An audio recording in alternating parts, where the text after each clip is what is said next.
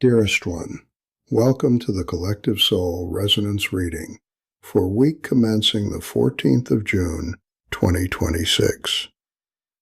The overall resonance this week pulls between tension and trust. The collective field feels suspended between two opposing currents. One current is pulling towards fear, urgency, and division. The other is quietly pulling people back towards simplicity, presence, and human connection. Neither current feels dominant. Instead, they seem to be existing side by side, creating an emotional tug-of-war. Many people appear to be asking, consciously or unconsciously, what is actually happening? Who can I trust? How much of this deserves my attention? How do I stay open without becoming overwhelmed? The atmosphere feels less frantic than earlier in the year, but not calmer. It feels more discerning. Comparison with last week. Last week's resonance. The great sorting. Simplification. Strengthening boundaries. Choosing where to place attention. This week's resonance. Living with uncertainty rather than trying to eliminate it. Growing tolerance for not having immediate answers. Seeking steadiness over certainty. Reconnecting with everyday life. Last week felt like clearing the room. This week feels like learning how to live comfortably inside the room you've created. The emotional field seems slightly more settled, but also more honest. Rather than rushing to conclusions, many people appear to be accepting that some questions genuinely remain unanswered. Wars and geopolitical conflict. Ongoing conflicts continue to weigh heavily on the collective nervous system. Beyond the physical devastation, prolonged wars create an atmosphere of chronic uncertainty. Many people are exposed to an endless stream of footage, commentary, and competing narratives. One noticeable shift this week is growing discernment around information itself. Rather than immediately accepting the first explanation, more people appear willing to pause and ask, what evidence supports this? Could there be another perspective? Am I reacting to facts or to emotion? This doesn't remove compassion for those suffering.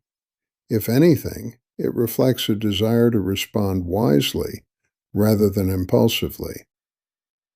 Climate and the natural world. Environmental events continue to remind people of humanity's vulnerability. Whether through extreme weather, droughts, flooding, or wildfire concerns, nature continues to demonstrate that it operates beyond political debate.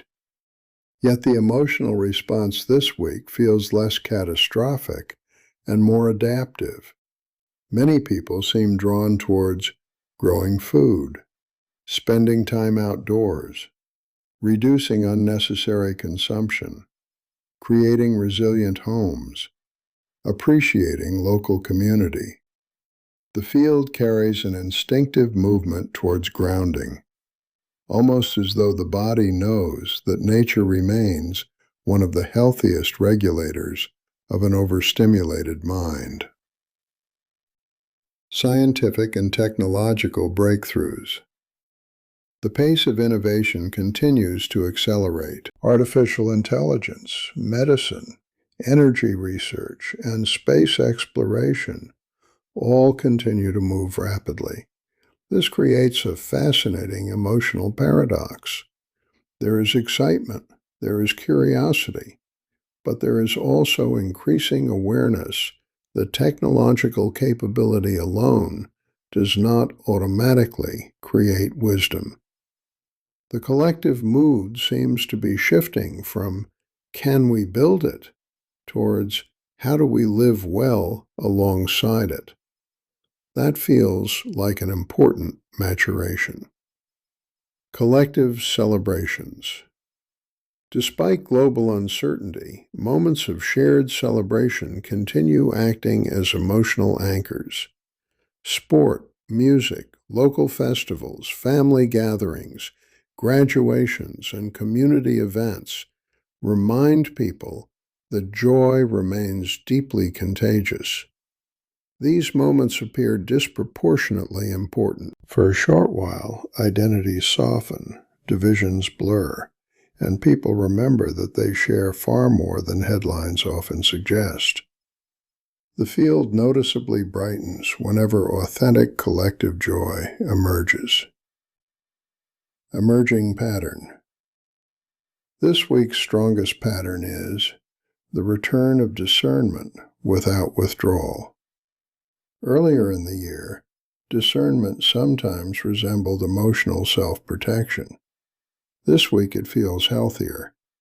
People appear more willing to stay engaged with the world while recognizing that they cannot carry every burden.